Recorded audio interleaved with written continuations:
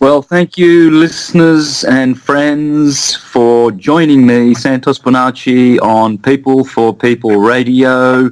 And it's my pleasure. This is the third episode to have a new guest, hopefully every week, and to be able to keep the truth frequency alive, and to be able to share with you the great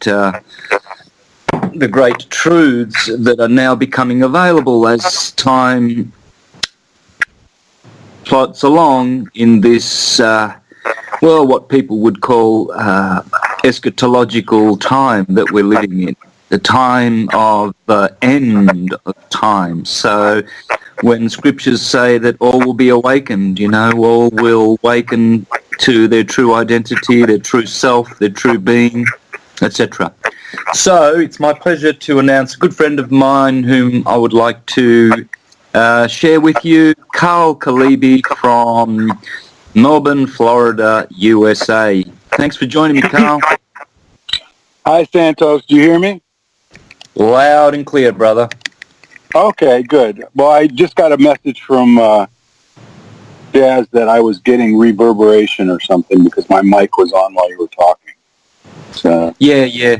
Well, you can mute your mic. I heard it before, but now it's a lot better. So okay, good. Might be me actually. I'll do something on my end to see if it helps. But well, this is my first go at it. I'm honored to follow Carlene, I guess, because she's with a K as well. That's awesome. I was just thinking about that. Yeah, Carlene was on last week for the listeners. Yeah. But it's with a K, and see, my name's with a K as well, so that's, I don't know, that's unique. Maybe not so in Europe much, but here in America it is. In fact, I always introduce myself, Karl with a K. That makes it stand out a little bit. Yeah, well, she has a K as well, so Carlene. Yeah, I love it, and she's got the Ancestry thing going on. I love it. Me too. If you don't collect all your ancestors and get holy, all this other stuff is an effort, right? It's something you're trying to do rather than something that's happening through you. Exactly, and it's interesting that we got 2 Ks in a row on this very new radio show that I'm doing, because we were supposed to have Steve Y. Borrower on today's show. So for all the listeners that were disappointed, he contacted me earlier on today saying he couldn't help join us. So Karl just stepped in, and so I appreciate that. Everyone the Ks are 11s. That's the master number. That's my life path as well. So it's like that it does stand out, and it's the male masculine or the male master, right? I mean, the 22s go to the girls or the female genders of this word. Okay, why is that? Well, it's the curve and the straight line, right? I mean, doesn't that, it totally makes sense? And the 3s come together. The 33s put us both together in the androgynous zone. Gotcha. Makes sense. Yeah, well, they're you can see the transmitter portion of that 33. It's putting out all 3 signals, right? That's that. There's no gender in it because it's all, that's what's being radiated out of those master numbers. And obviously the verticals talk for themselves. So. Right. Yeah. Good point. And ironically, both my first 2 daughters born are 22s. So. Oh, really?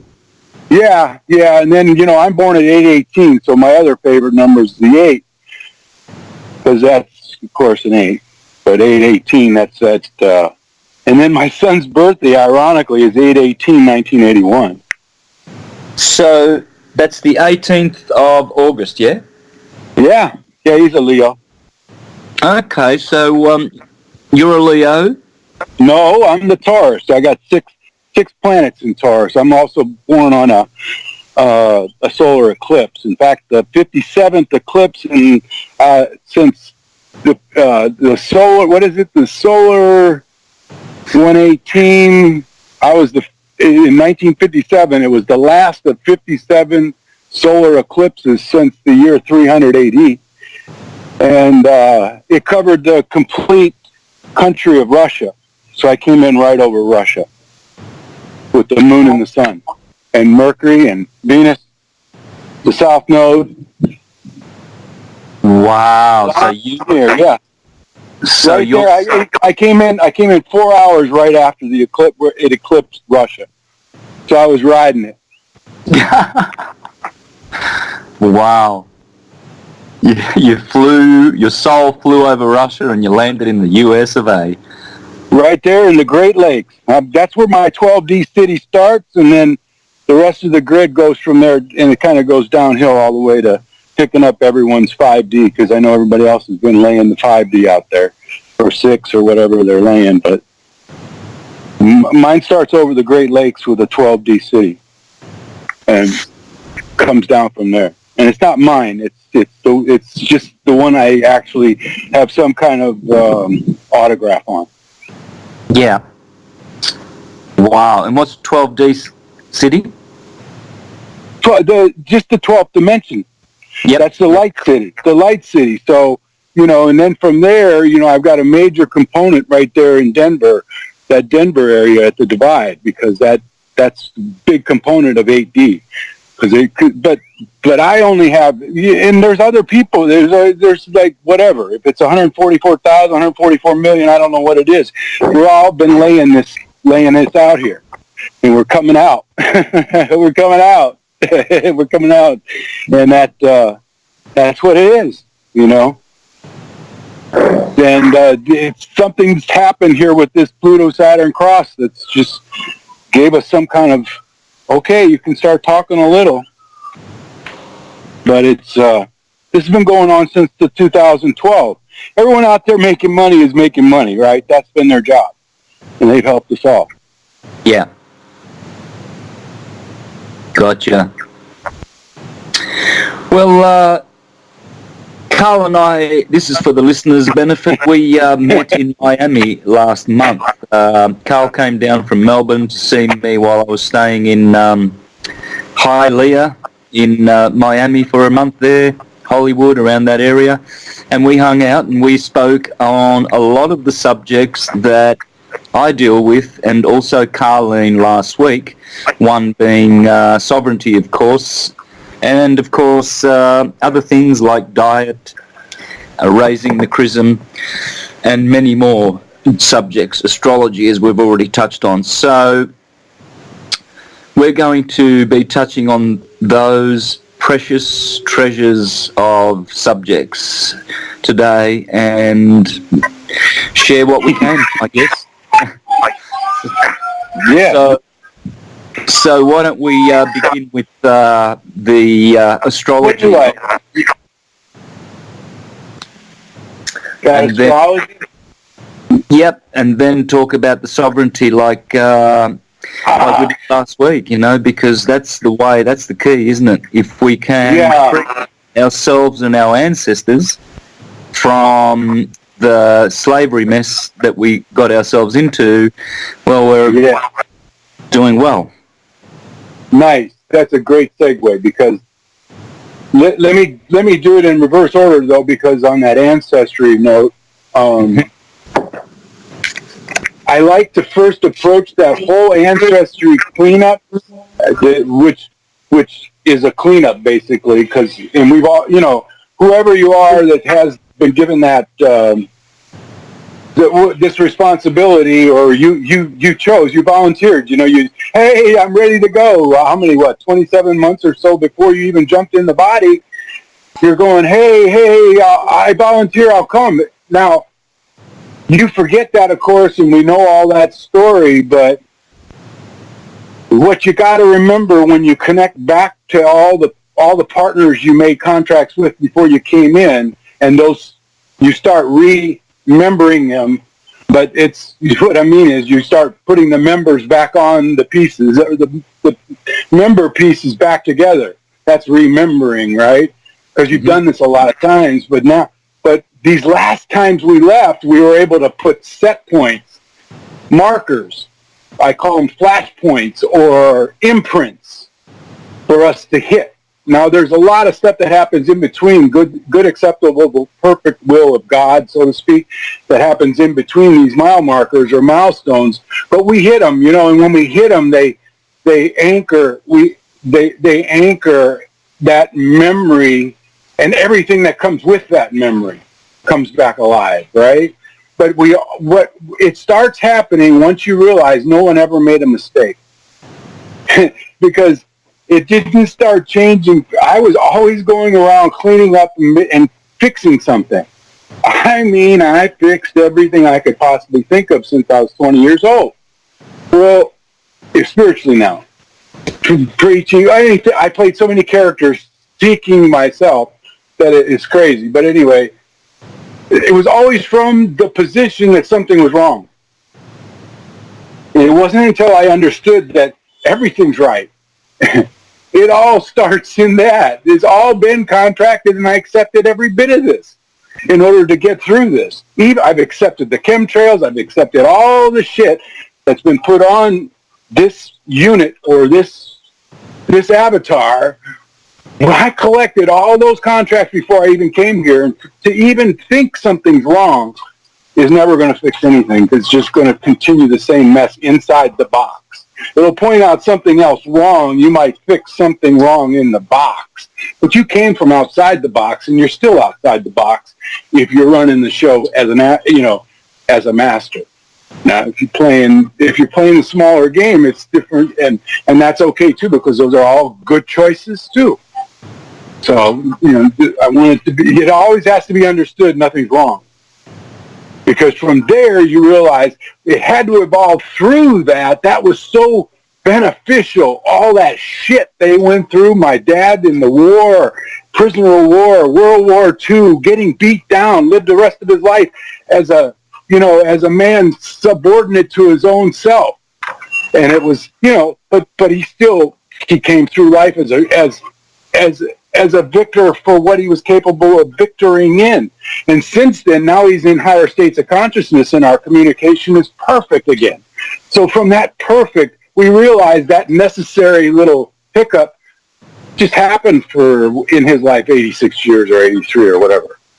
So it's, so anyway, if I can just clear that up, it's very important to understand nothing's ever been wrong. And that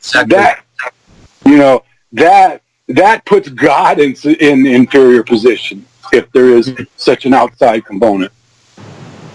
Yep, gotcha. It is. It's all right. It's it's what we make of.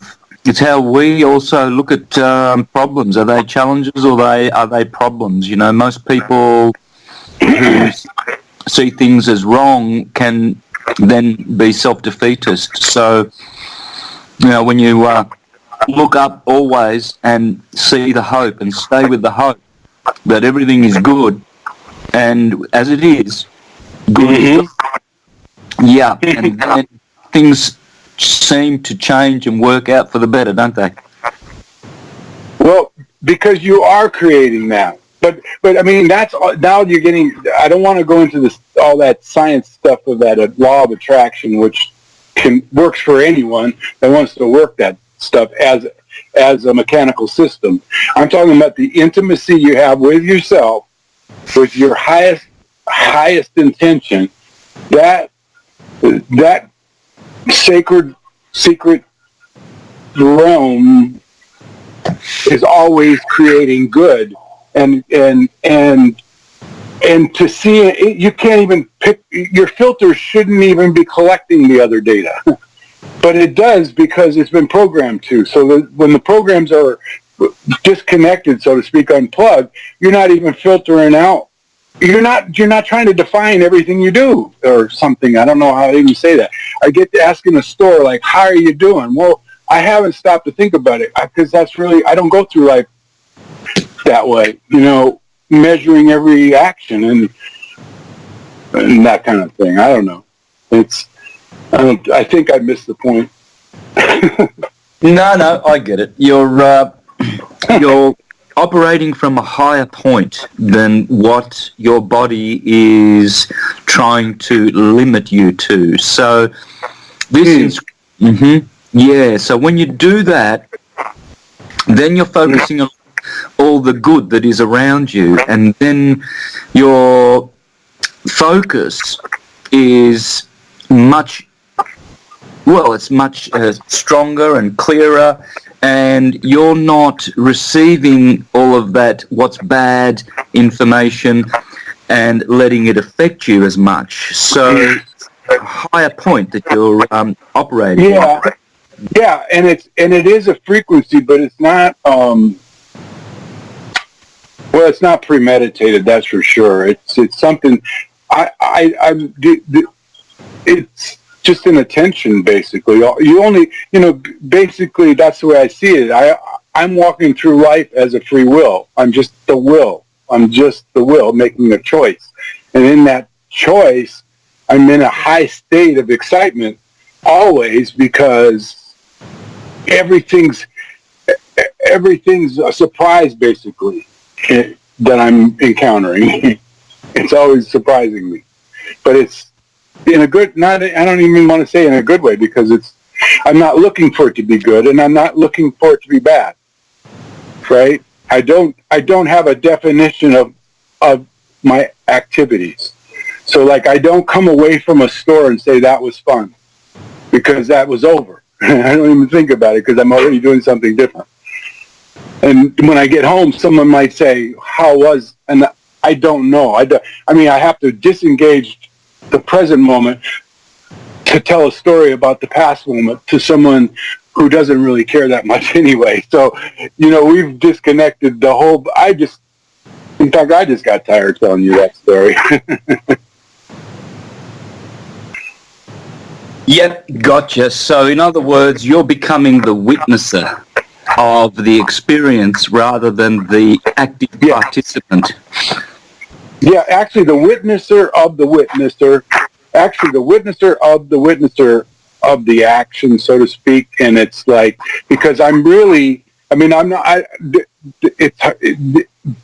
there's a spot, I'm a spot behind that, because I know I'm not any of the other things in front of me. Anything I can see, I'm not. So I'm really the attention, the pure awareness of that. And from that awareness, I'm the awareness in the will, because the awareness, then I'm the surface component. I have a surface component, or that's how I always think of. I have a surface component, but I'm watching from outside the body part, because the body is definitely, you're outside your body. You've got to be able to see yourself, that third party, that's a Vernon Howard thing from way back in whenever, you have to be able to see yourself on TV at all times. Or else the avatar situation doesn't even connect, right? So your gurus always say, when they want to get you back out of yourself, you go, like Muji or Papa G or somebody, they're going to back you out to be your true self, and then they'll say, well, I watched Papa G say, well, what's the hesitation? And the guy goes, well, there's doubt. He says, well, where is it? And he points to it, and he moves it out, reaches over, moves it out of the way. Now do you? Oh, and the guy just bursts out laughing. I watched a guy laugh one time for like 7 minutes, because he realized it is an illusion. I can make this look any way I want it to look. Yeah. Yeah, I gotcha. So if there's any gift that I have that is worthy of sharing, that I believe that I have, it is that. Ever since I was little, I've always been able to see myself from outside of myself, and I've always worked under that pretense, or under that way of operating, that modus operandi, and yeah, that's helped me in a lot of ways. I guess that's your neutron. That's your neutral. And if you can always, you just realize it takes a little practice, but all of a sudden, once once you're allowed to just stay there, you're there. It's hard to actually slip back into the. It's hard to slip back into the roles where you take anything personally, or because it isn't, because the person, it really is gone. It's like ayahuasca times 20 when that occur. What I'm talking about occurs, because you really do. It's separate, and I don't even know how. And I agree with you, Santos. I see how you do that. I mean, your imagination is all that stuff that you piece together the way that's what attracted me to you, was because you put all those little synchronized pieces together, and my imagination picked all of it up and saw all of it, because it had already happened to me. All that stuff with the oil coming through the pituitary and the pineal and through all this stuff had already happened. So, and you put it together with all of my church stuff and all the religion. It was great. So, yeah, I know no one gets those epiphanies like that without being able to go third party. Yeah, look, I believe so. You have to be able to have that ability. Then you can also see where your beauty or your ugliness, or where you are not acting correctly to any situation. You can monitor all that. And so you and I have something very, very in common. We were both ministers. I was an ordained minister with the Jehovah's Witnesses. You were with the Pentecostals, right? Not Pentecostal, charismatic, but yes, they're very similar to Pentecostal. Yeah, speaking in tongues, the whole, the gifts of the Spirit, all that kind of stuff, right? Yep. So you've been saved twice. You were saved with them, and now you are saved. No, I actually wasn't saved with them, Santos. My story goes, I was saved actually in my bed, and filled with the Holy Spirit in my basement, and then met a bunch of church people. So, and then became charismatic. I had my stuff done in a sanctified way, and then met the organized religion. But anyway, go ahead. Me too. As it does, you get the true Holy Spirit comes to you, then you think, oh, well, I've got to join a church, and that's the... Yeah. But, I mean, that was a character that I got lost in and had fun with, because, I mean, I still look at all the glory that came out of that, right? Yeah, so it's beautiful. Yeah. For sure. I always say, I have no bitterness or no regrets that I was Jehovah's Witness for decades of my life, because that character that did that, I've learned from that character. I'm glad Santos Bonacci, that dude who was a Jehovah's Witness and very zealous, might I add, trying to save people, learned a lot. So, and I learned about the scriptures, which I love dearly, and we both share that scriptures. Oh, yeah. Definitely. For sure. So how did raising the chrism and all of that stuff come to you then, from the scriptures and from your experience? Let's see.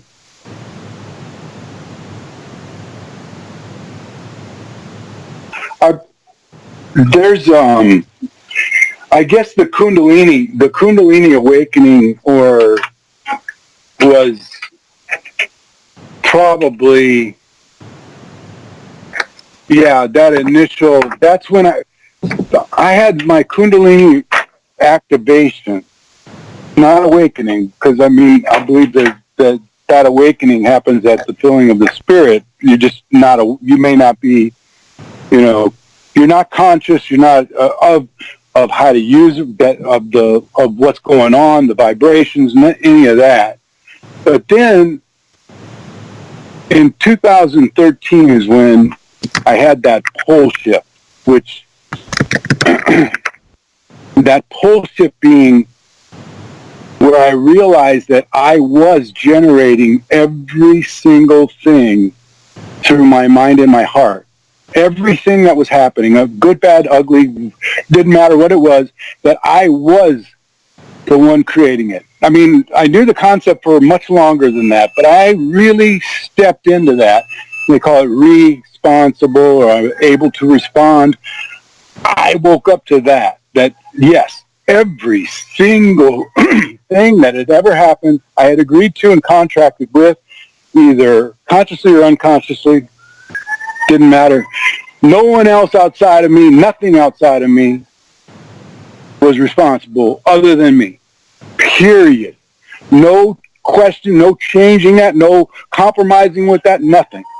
And I'll tell you that shift caused me to start seeing everything differently in like that area of spirituality. I realized something was carrying me rather than me doing it anymore. And that carrying effect took me into the interest of Kundalini, which I went to, I had help understanding it some and had the activation. Didn't have anything major like it wasn't major like instant, but I knew something did start to relax. You know, those five vertebrae down there, they started, you could feel that something relaxed, but how much I don't know, and I'm really not sure, but but I know today that big time, but because as above so below, or as below so above, there's some bones in the top of your head that are going to also, you know, once that happens down below, they'll eventually, now, you know, I say eventually, 7 years later, eventually, there's pathways and stuff that let that chrism, just the Christ, to move past that 33rd vertebrae somehow. I don't know, but once it does, it's all magnetism from there on and breath. So, and then it's a constant flow. And once it's flowing through your vessel and in your body, your aging reverses. It's done. I mean, you just wake up younger every day. Everything's healthier. Your bones are popping everywhere. You're just relaxed, and I don't know. I can't. Health. You don't think about health. I mean, you're beyond health. That's something people strive for. You know, you're beyond health. Because something else changes, and you've integrated your it's sort of an etheric body, but it's the Merkaba light body. There's a lot of names they want to put on it, but it is a merging of the physical, and it is through the electrical nervous system tied to the bones somehow, and I can feel it in my little fingers and in my big toes that I'm connected to something, a fabric of consciousness through those units, and they are, but that's because of moving it all the way around, and now there's figure eights of it just flow all over my body. That's one of my favorite numbers, 8. But that just happens. I don't know what else to say. And yes, sacred. I don't even want to. I can't even go past all that. I mean, there's. Yeah. You would be describing what I would call the field. Would you say that is the field? Yeah, the field we talked about too, and that segues into your sovereign autonomy, right there. Bam. Exactly. So. Yeah. This is how they individuate us, give us a birth certificate, corporate strawman name, and now we are someone totally owned, I guess, or controlled, right? That individual. Yeah. And the thing about that the light body causes within the soul, it's more than a soul. It's a separation of soul and spirit, if I can get right down to it. It's like the word of God is sharper than a two-edged sword, right? Piercing to the dividing asunder, the soul and the spirit. Piercing to down deep into the bones and the joints and the marrow, it says, right? And that's that sharp two-edged sword. Well, that splitting of the soul and spirit allows you somehow to always know what's spirit and what's your mind. I don't know. It's weird, but that's exactly what it does. And the body tells you, because your body has now become Solomon's temple, and it's sovereign, like we're saying, but you recognize sovereignty everywhere too, right? Like you recognize this. I recognize your sovereignty. And in that recognition, I know I can't come into your ground and put information. I can't put judgments or into your realm, because you're sovereignly autonomous there, and I'm sovereignly autonomous here, and as long as because that's a growing respect of sacredness that just starts happening, and everything starts getting super sacred. It's just, I don't know. It's awesome. But it's all something coming from within. It's not coming from a practice you're doing.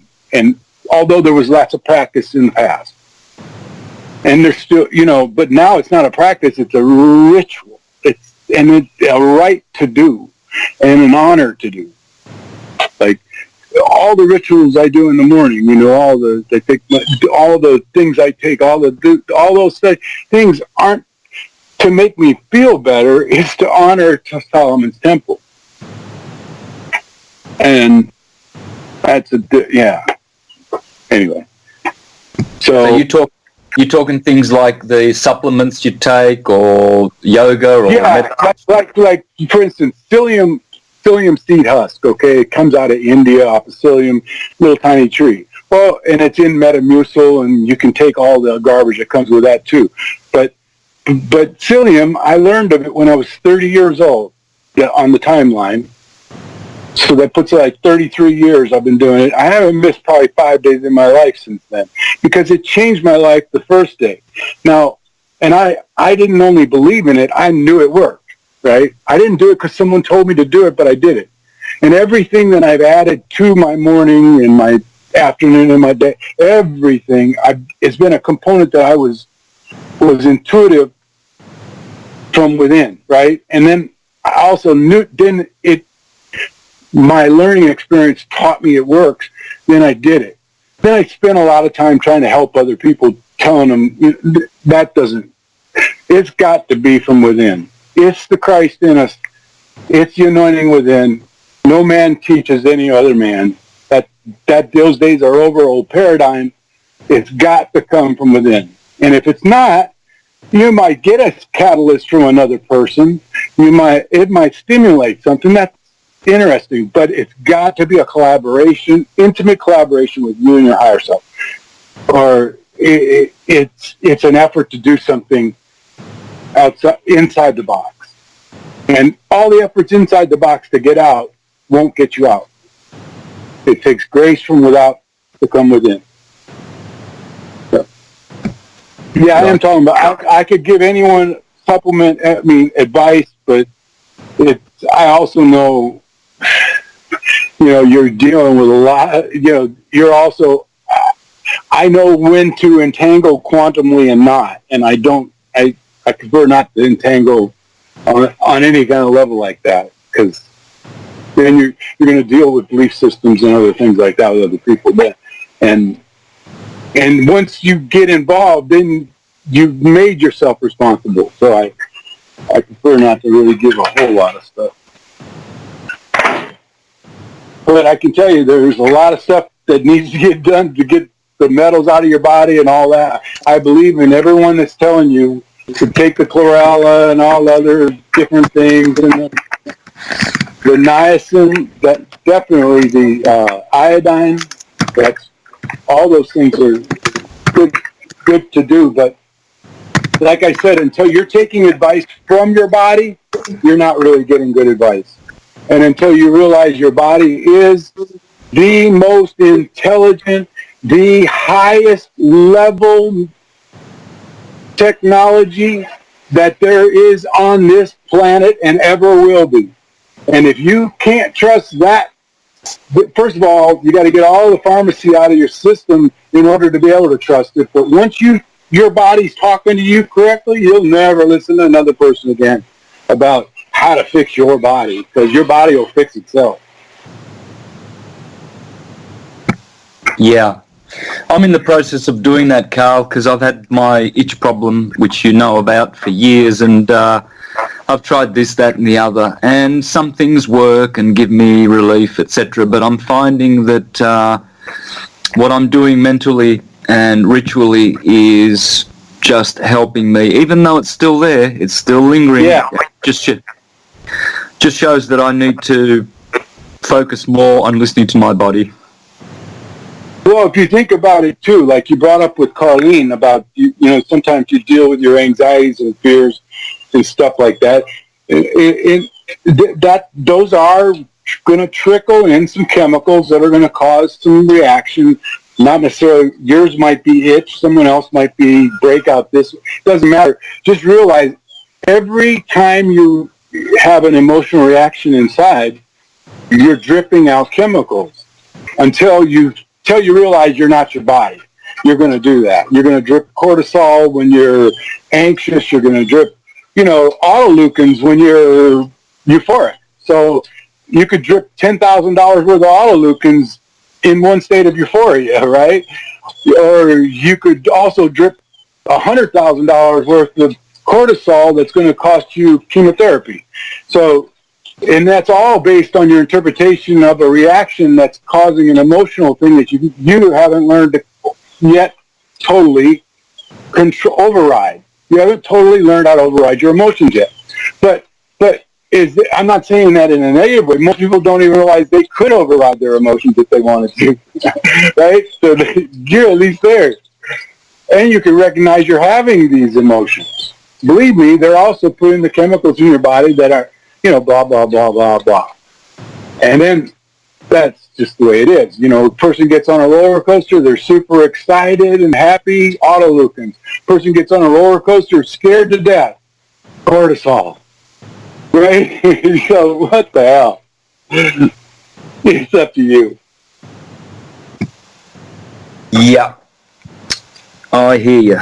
Very, very true. We can engage our pure magic from the field, and in that way we enable, connected to the field, which is magnetism really, I guess. Yeah. Yeah. Mm-hmm. We can heal all things as long as we allow it in and know how to, because the body actually telling us, isn't it? When we feel pain or anxiety or stress, it's actually telling us how we've gone off the field. We're not in it properly. We're not trusting Every itch, Santos, is telling you something if you pay attention. And like you say about the field, be aware. I'm sorry I got off of that subject from you, but I am aware of my field, and you know that because we've been in contact. We've been in each other's space. I stay in my field. That's part of that sovereign autonomy. You see, is staying in your field. Yeah. Remember, in fact, I think we had a little interaction about the field even. Because I'm in my field, you're in your field. But if you're shitting in the middle, in the neutral field, I'm going to say something to you. You're going to say something to me if I shit in it, right? That's important. The field is sovereign, and each of us are sovereign in it. So there's your electron, proton, neutron all the time. There's always a trinity. Always. You say it in your teachings all the time. There's always that trinity. There's always that caduceus. It's always going on, right? There's always the two snakes wrapped around a pole. In everything we do, everywhere we are, it's always going on. There's three of us. Yep, we're two or more together in my name, there shall I be with them. There you go. And that's what I was trying to explain to you about, or not explain, but I mentioned to you about having a partner or not. Because like it says in the scripture, it says, one can put 1,000 demons to flight, but two can put 10,000. So you get tenfold just partnering up. as far as like anchoring intentions and things like that. That's what I'm actually speaking of. Is like, you know, like when I do, in my grid stuff, I've got a partner or a friend down in Tasmania I was mentioning to you, right? And every time I set up a crystal or do some kind of grid, well, I always anchor it back through that conduit down there too, because the latitude where she is at 44 south. The latitude of my city is 44 north, right? So like, those are, you got to see stuff like that, right? You got to be able to pivot the planet. Those are important ideas at times when you consider the field, because those are part of the bigger components of the field. So I'm just backing out, right? And then you back into your 7 planets and, you know, your intimate relationships with your planets too, obviously on your chart. So all this stuff works down kind of to this one little surface unit that we call ourselves. Right. Just to pick you up on the 44, is that in Miami or where you were born? Where I was born. Yeah, I thought so. Okay. 44 and 44. There you go. Well, that's 88. Yeah, that's like the keys on the piano. Yep, the constellations of the heavens. 88. There you go, buddy. Mm-hmm. And they all drip down onto the keys of the piano. Mm-hmm. There's a few other 88s too. They're not coming to my mind, but yeah, it's a big number, that one, isn't it? Oh, that's right. 888, the number of Christ, right? And the cube. Yeah. That's right. Mm-hmm. Actually, you know, an interesting thing, if you do with the alphabet, the word computer is 111. 3 penises. 111. The word computer? Yeah. And guess who else? Another name that doesn't even sound anything like it is the same amount is Kissinger. Henry Kissinger. His last name is 111. Oh, and my. If you take that times the day man was created, 6, you can put the 666 on both of them. But that's just all games of play. I'm not I'm not saying that's true. Gotcha. So, it works with Kissinger because he is How was Jesus betrayed? With a kiss. By who? The man of sin. There you go, Kissinger. There you go, brother. When you look at words, you find lots of treasures. Wow. Yeah, that's a biggie, for sure.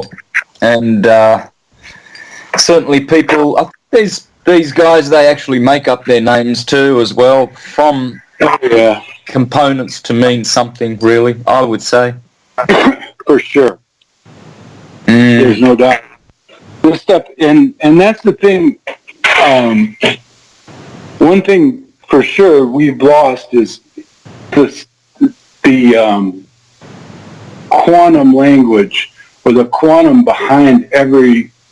We haven't lost it, but it's not practiced enough, and it's kind of like, because of the layers of how civilization was, or this modern time was rolled out. It was rolled out in such a way that we've lost the inception side of a lot of what's going on. Just like the generations down are losing the World War II background, you know, the things that are lost. I watched some kids on TV or somewhere try to dial a phone and they couldn't figure it out for a minute. You know, the old dial phone, you know, that kind of stuff. So they lose what's behind it all. So they're doing it ignorantly, but yet you got to realize that even though you're doing it ignorantly and you're tricked into doing it ignorantly, you're still giving consent. So that's what makes the science behind, or the inception behind everything, super important. The back of house story of everything is really super important to me, because and I'm just tying this into why you said this about words, because that, yeah, we're still not far enough back. I think going back to Tartaria helps us a lot, but it's not necessarily giving us the whole picture yet of how we got tricked. And then the curse of our fathers has been carried to the third and fourth generation, which we're just now finishing up. In fact, I can show you my lineage, which is interesting. Well, it's interesting to me, is that I'm the last of all these grandkids born. My grandfather had 56 grandkids and great-grandkids, and I'm the last, but there's also a 10-year gap to when I was born. My mom got, put on hold for 10 years, so, for whatever reason. And so that put me in the next generation, which gave me a chance to save all my ancestors. So I'm like the last of everything to do it. So that really gave me, so everywhere I go, I feel like they're all watching me. I'm their center of attention. Anyway, right. And go ahead. And that's probably why you said in your chat to me this morning that you were the last, and therefore you've done all that paperwork in the sovereignty field to free your ancestral line or something like that. What was that? Yeah, that's exactly right, because that's why I did that thing. I sent you that thing on the authentication of the birth certificate as well. And all that does is it doesn't trick them, but they tricked you in your birth certificate thing. So you go back to them and they give you that 1767 paperwork that authenticates you as a living person. So you now carry this paper around that says, hey, this says I'm living now. Right? Anyway, it costs you if you have to, it's just some trickery with the paperwork. But it also then,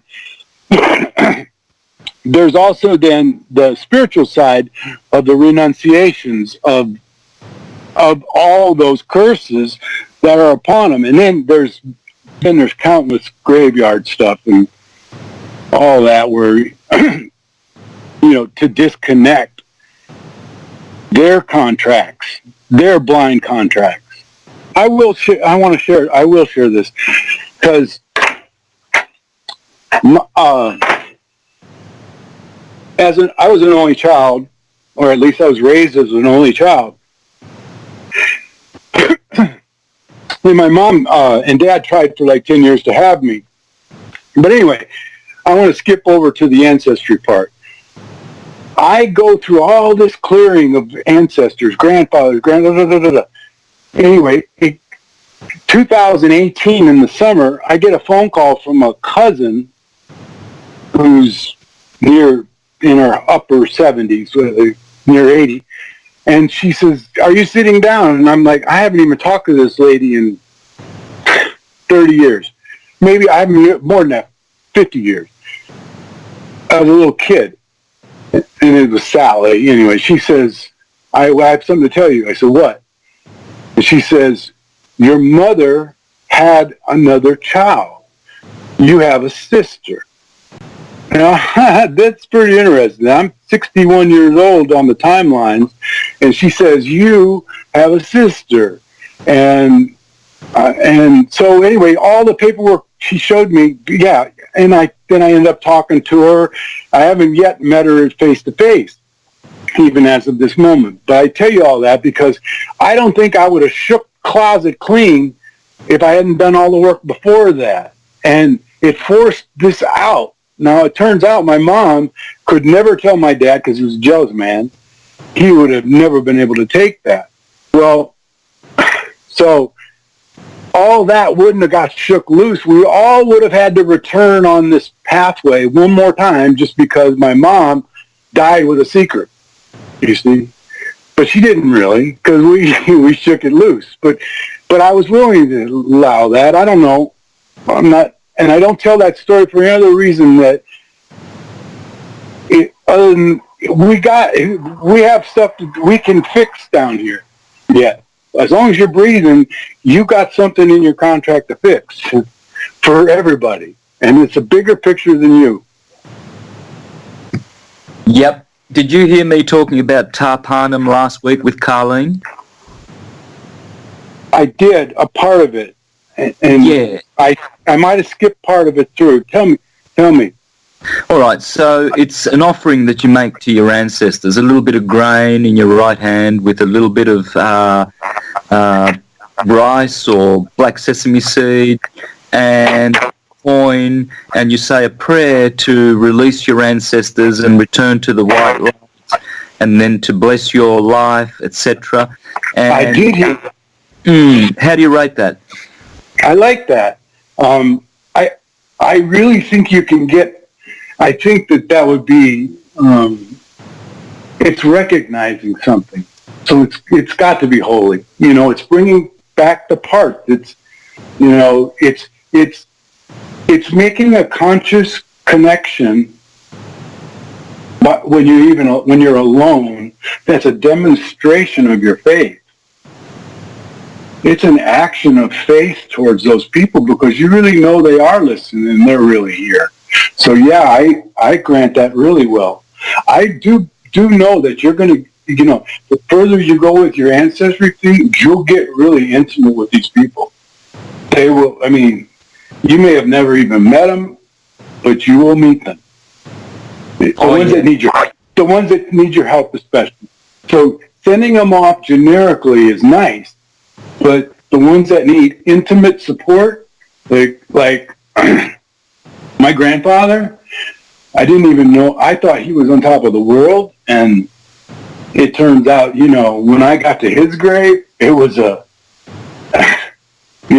was an interesting experience where, he had me take him all the way, because he was married once before, and his family buried him with his first wife, which I had no idea, and none of my side of the family had gone to see his grave ever. So when I get there, I go, I'm leaving the cemetery, and he's like in the car with me. In fact, he's like on the left side of my body, crying on my left side.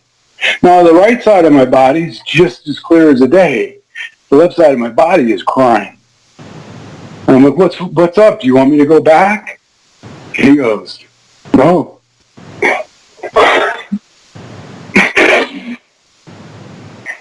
He says, Pearl. That was my grandma. Well, he had me take him to her because he died before my grandma, and he just really didn't know where she was. Somehow, I went back to her cemetery, which I had been to the night before. It was up in northern Wisconsin, and he just had to see her, and it all's been well since. So, but I can just remember that was such an intimate thing, and now he's so intimate in my heart. There's not hardly a day. There's never a day, but he's there all the time, So, and he's rooting me on. My middle name. Yes. Yeah, they are. They're rooting us on. They are there. My middle name is Victor. That was his name. I was named after him. And he wrote me a letter when I was born, that said, I'll always be the Victor. So, yeah. That's real. No kidding. Huh? Yeah, Victor. Yeah. So, what do you think of this then, Karl? Would this be the reason? I think it is anyway, but it's my opinion, and I think it's true. I think it's not my opinion either. It's the truth. The religions, so-called Christian religions that came to all these indigenous lands in Africa as well, these missionaries, etc., trying to stop ancestral worship, as they call it, because it's demonized and it's evil and it's not Christian. Oh, yeah. What do you think of that? That's obvious what's going on there, right? Well, no, it's from the book of Acts. I think they really were zealous. These missionaries were zealous about the fact that get all your occult stuff out, get all your astrology. Remember that town in the book of Acts. You got to read in the first churches being developed, and they went in this one town and everybody brought their shit, the pagan shit, into the town and they burnt it. Well, from that, church governments turned it all into. No one knows the heart of a person that's speaking with those on the other side of the veil. No one's saying anything. Nowhere in the Bible does it say anything about that. There's words about necromancy, which is, romancing the dead and things like that. That's totally bullshit. I mean, to realize that, to take your ancestor, that heritage away. And I see where you were going, Santos. I just heard you again. Yeah, that's why that was a plot. That's a plot, though, from the church, not those missionaries. That's what I think.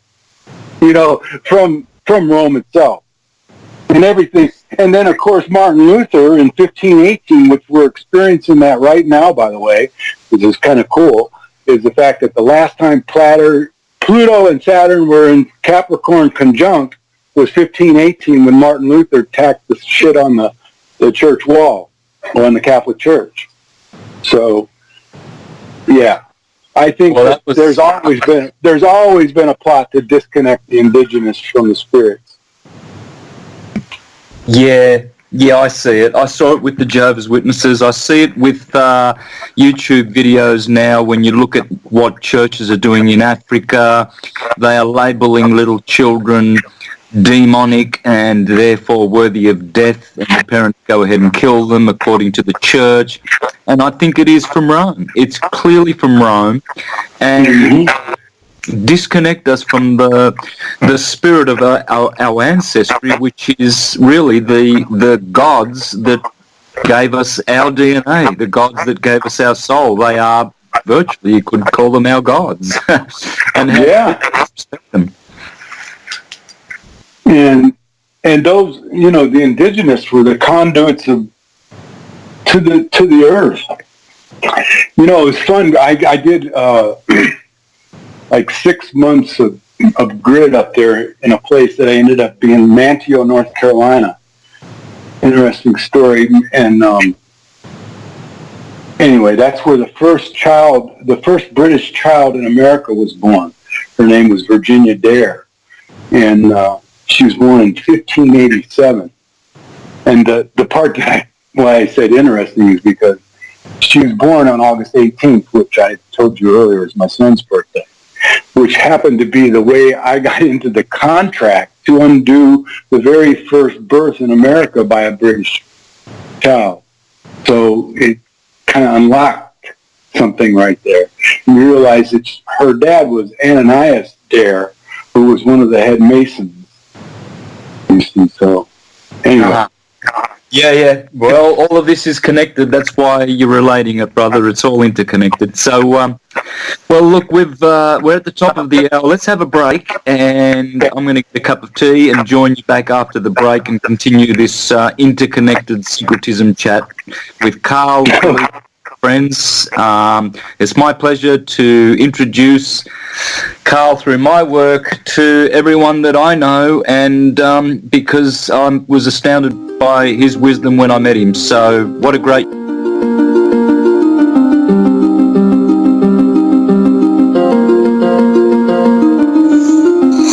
Hello folks, this is Jordan Maxwell. It's a pleasure again to be able to talk with you, and I've been trying to wake people up to the facts of life that's going on the earth today. And this is what I'm known for. This is what I love doing, is trying to teach people and educate them. I have a piece of knowledge that you need to know about. There is a radio operation going on called People for People Radio. And I am delighted that I have been able to be on the People for People Radio. And I want to invite all of you to go to People for People Radio. Go on the web and find it and follow all the programs on People to People Radio. Fascinating stuff, I tell you. Thank you for hearing me. Bye-bye.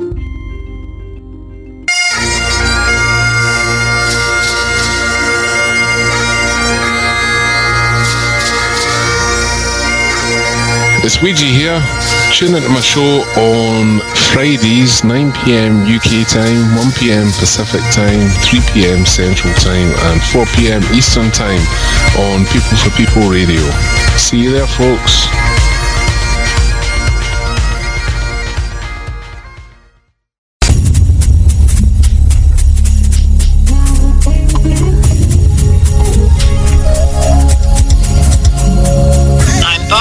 Hey, and I'm Patty. Tune in Monday, 9 p.m. UK and 4 p.m. Eastern Standard Time to People for People Radio, to the Turtle and Crow Show. For an exciting, unique perspective on social and world events. See you there.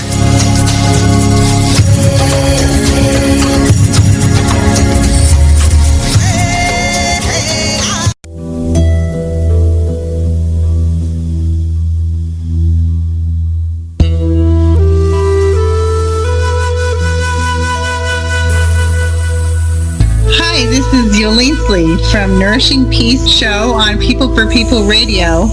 I've been out on winter break, and I'm really excited to announce that I'll be back for my show on Sunday, January 26th. That's at noon Pacific Time, 3 p.m. Eastern Time, and 8 p.m. UK Time. My passion in this show is traditional foods, Chinese medicine, and simple, healthy living skills. Food is how we physically and spiritually nourish ourselves. And so we're going to be back just in time for the Chinese New Year's, and we're going to be talking about the Year of the Rat and some really interesting things about becoming healthy and whole in this upcoming new year.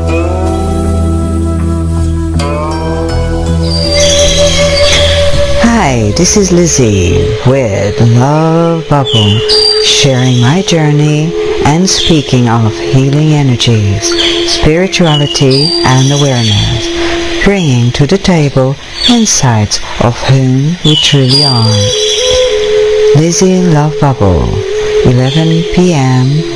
UK, 3 p.m. Pacific, 6 p.m. Eastern, every Monday on peopleforpeople.ning.com. Be with us every Monday. See you there.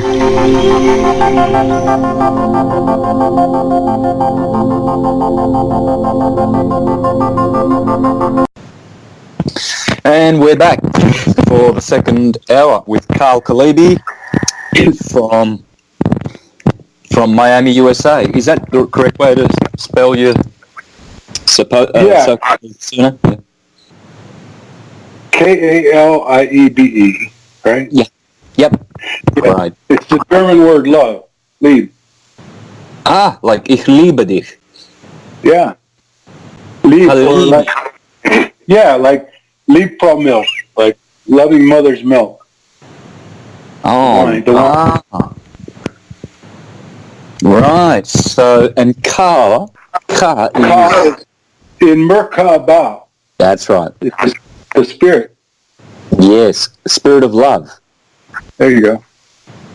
Bonacci would mean chi is the same as ka, or chi energy, right? Bon, yeah, again, is the Latin universal word for good. Bona fide, bonus. Mm-hmm. Nice. Yeah, so there you go. I always try and get out one of my maxims, that all words, they all go back to the holy science of the proton, the neutron, and the electron, the torus field, and that is practically all words. That's what I call the sun, because That's what the sun is, you know. So when you hear the names like Karl and Santos and Bruce and John, all of these names, I've always said, since I discovered what syncretism really is, they all go back to the sun. And the atom, which is a trinity, like you said, everything's a trinity, the proton, the neutron, and the electron, that would be the same as a torus field. And the ancients knew this. That's why they always spoke, their books were always based around this word Taurus, in other words, the Torah. and the other word that's always the sister of the Taurus is the hyperbola, which is the hourglass in the middle of the donut-shaped torus field. And as Ken Wheeler would say, you cannot speak of toruses without speaking of hyperbolas, which are the inverse of the torus or the sphere, and the torus is the inverse of the hyperbola. And so from hyperbola, you can extract the word bowl. Remove the hyper, we know what that means. Bowler, what's bowl? Well, bowl is the bull. So it's actually the word for bull or the god Baal, Bel, the god Bel, all of those vowels are interchangeable. So bull, Bel, bowl, Baal. Bull is the Bible. So you got the Bible and the Torah.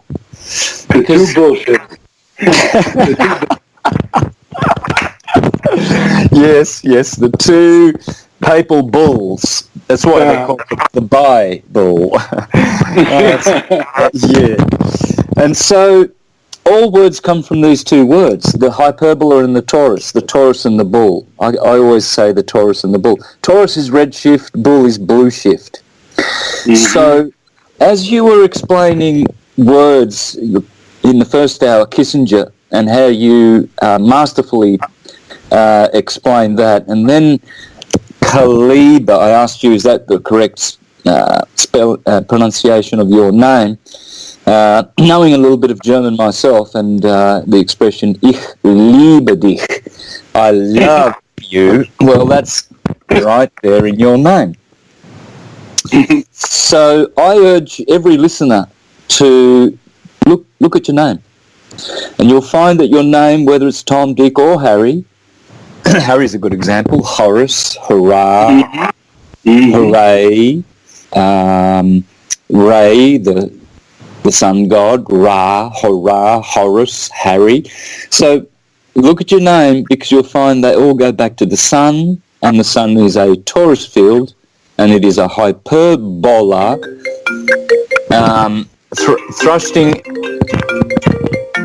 thrusting out hyperbolic energy. That's what it means, to thrust outward, and the Torah means to rotate backwards. So what you have is motion here in the Taurus and the bulls, the tornado or the turning field that is the Taurus, which gives you your torso. Well, that's what they are, and this is why I'm because we're both like this syncretists who like to find the true etymology of a word. I'm just trying to highlight right now that everything is of this nature, as above, so below. All is atom. Everything is atomic, and when you understand what an atom is correctly, the torus field, then you'll open your eyes as to all things. Even when you read the Torah and the Bible, they are all these two words. All words, the Word of God, comes from these two components of the atom, which make the three words the most holiest of words: the atom, the Taurus, and the bull, the hyperbola, as the trinity of the origin of all words. And I proved this exhaustively in a 5-hour presentation in Miami last month, and I would recommend the listeners to check it out on my YouTube channel, Mr. Astrotheology, because there are only 3 words. It's a trinity, and they are atom, Tor, and bull, and that's it. So, what would you like to add to that? What do you make of that? You're the man. That's what I make of that. Every time I see you explain like some of the stuff, it's great because you put all the like the detail to it, and because you don't mind getting down and talk.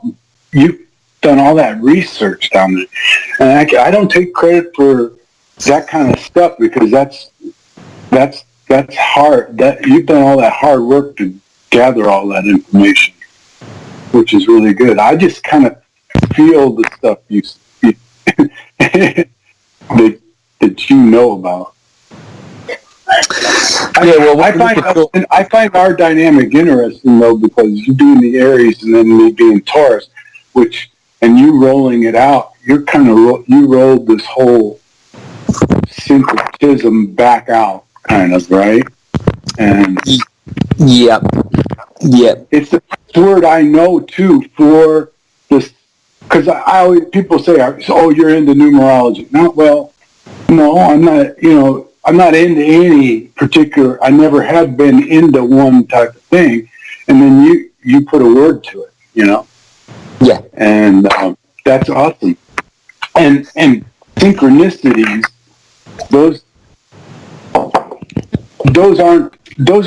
they're more than normal. They're required. They start off as, oh boy, I had a synchronicity, and then it's like this. And then it slows down to you start to expect them. If you don't have one, like if the numbers aren't lined up, or if you look at a clock and it doesn't change, what? You know what I mean? It's like these things they happen, but they're more than expected. They're always there. You're always synchronized.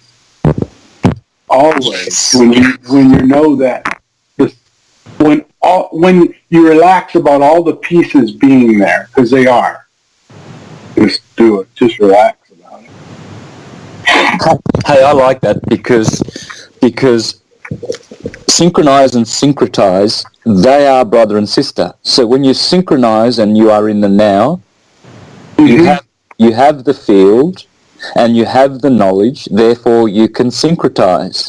So you can put things syncretized, sync them up in your head, which is what syncretism means, and you can synchronize in time and being an integrated soul by being in the now. So to syncretize, you need to synchronize. Yeah, I agree. And then, but the component that comes in is Chronos on that, because I see Saturn coming in saying, wait a minute, have you resolved your issue with me? Because that's where the anxiety slips in. I just saw it, Santos. I mean, it's because I know I've resolved my second return with him. But before that, I saw me as you. The anxiety. I saw it. And somehow during my return, the second return, consciously I was able to I can explain this because it's coming to me. I couldn't until I was talking to you. This just happened too, by the way.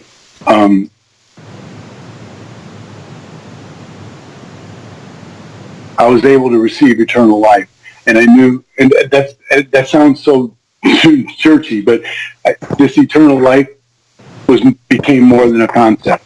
I realized, I'm relaxed about coming back tomorrow. Coming back 100 years from now, I'm relaxed about going tomorrow, staying longer. I know that I have some contracts through 128 years on this timeline, but I don't count on them. I'm okay if I go the next second because I'm relaxed about coming back. And that whole time running out thing went away after this return. And it's like I've received unlimited time. So that component into the synchronized and syncretized. Gotcha. And puts the relaxed in it.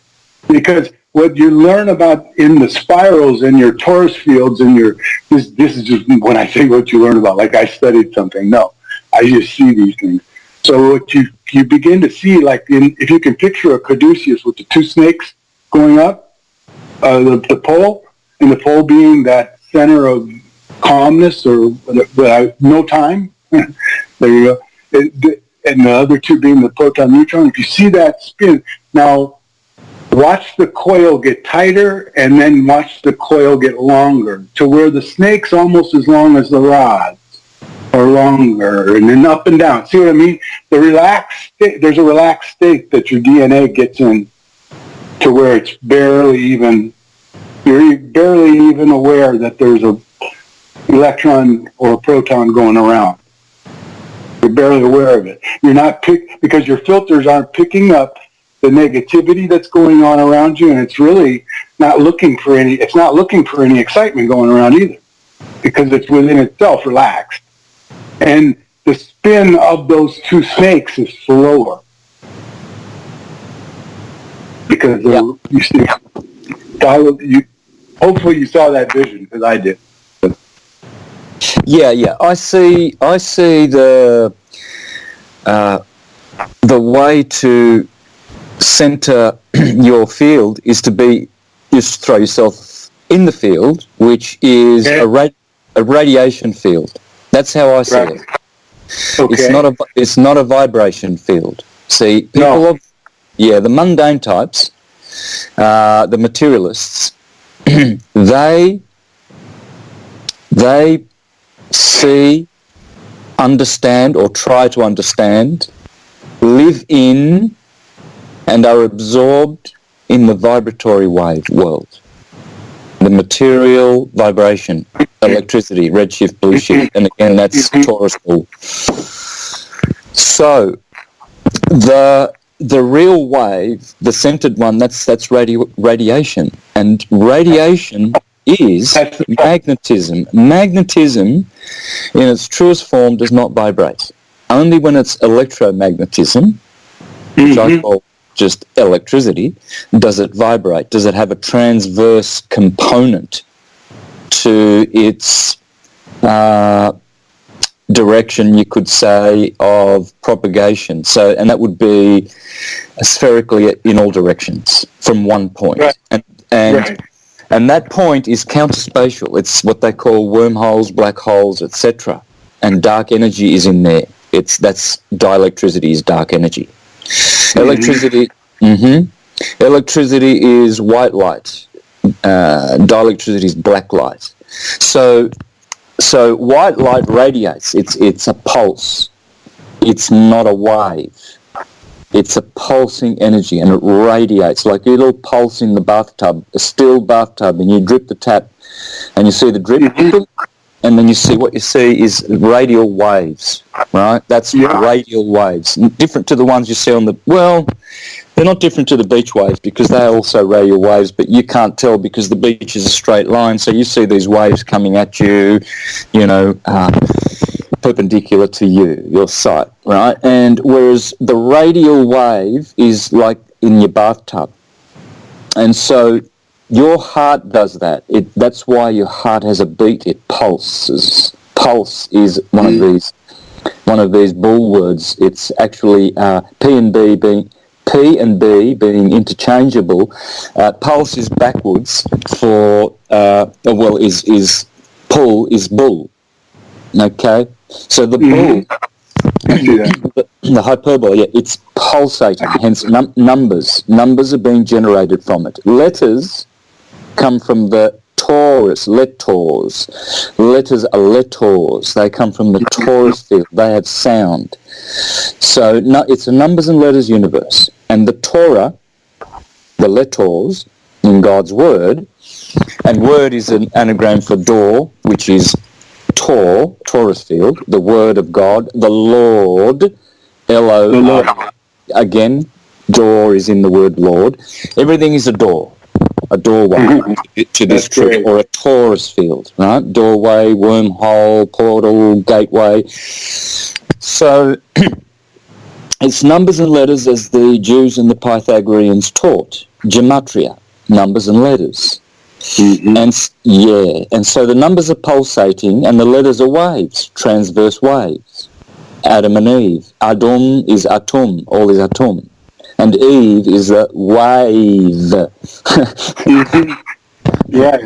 It's right there. Yeah. So, and Eve, when you put an E in front of Venus, you have Eve-ness. And that's what the glyph, astrological glyph for Venus is on your female's toilets. And the one for Mars, that's on the boys' toilet. And Mars in Hebrew is called Adam. That's how you call Mars. It's Ma'adim. For all the scholars out there, Ma'adim, Adam.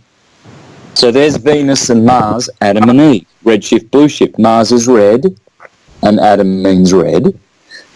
Eve, Venus in the sky is clearly blue. So it's all about red shift, blue shift in the material world, you see.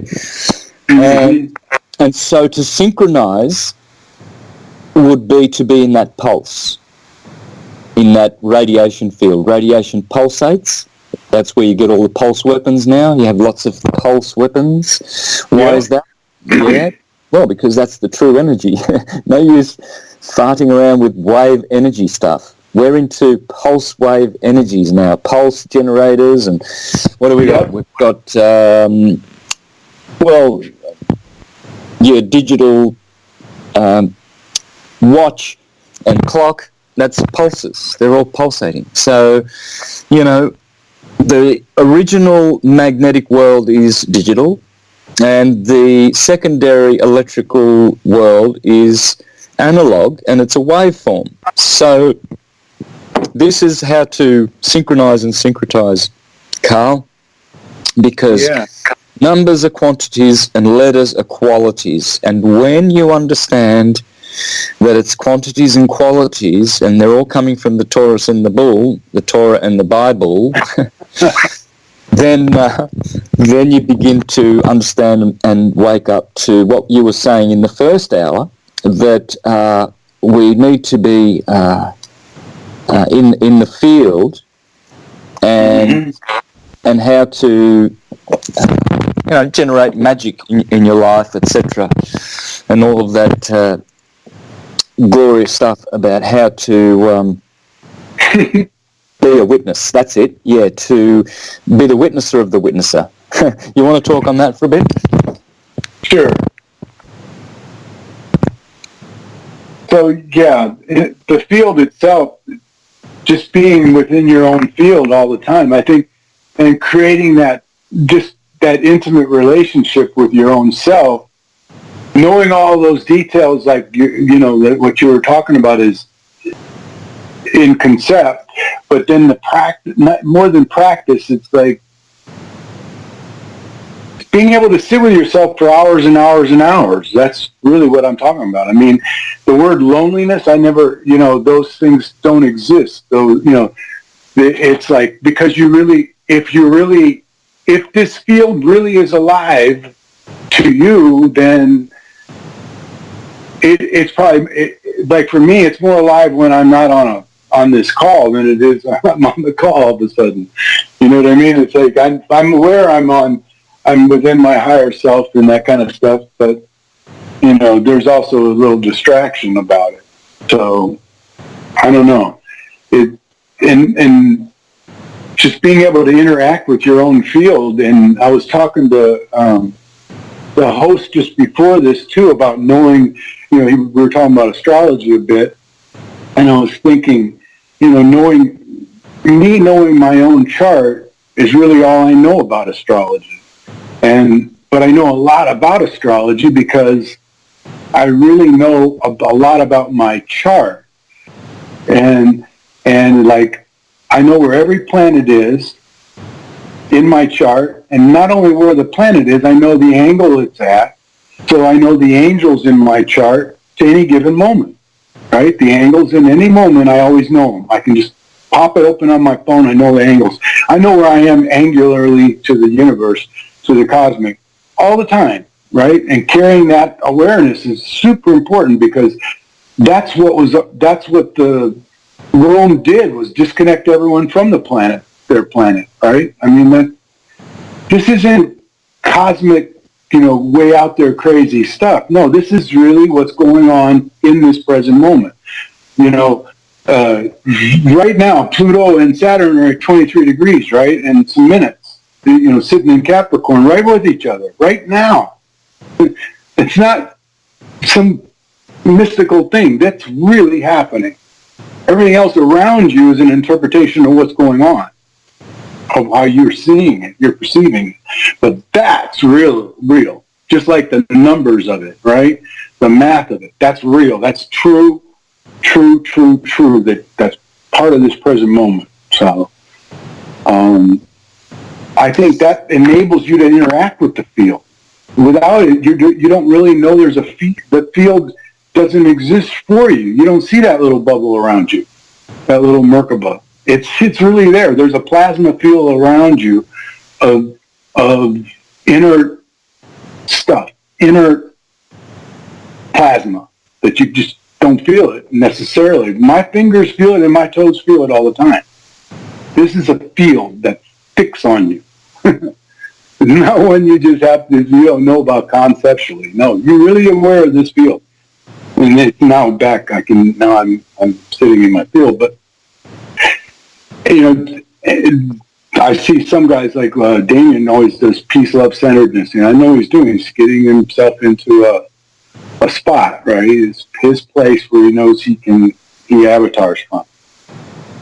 And for me, it's like I said, it's the fabric of the universe. I feel it. I feel like when I pull my fingers together and then pull them apart, I feel like I really am separating some fabric of this field that I'm in. Because there's a dream I'm in right now that I can wake up from outside that fabric.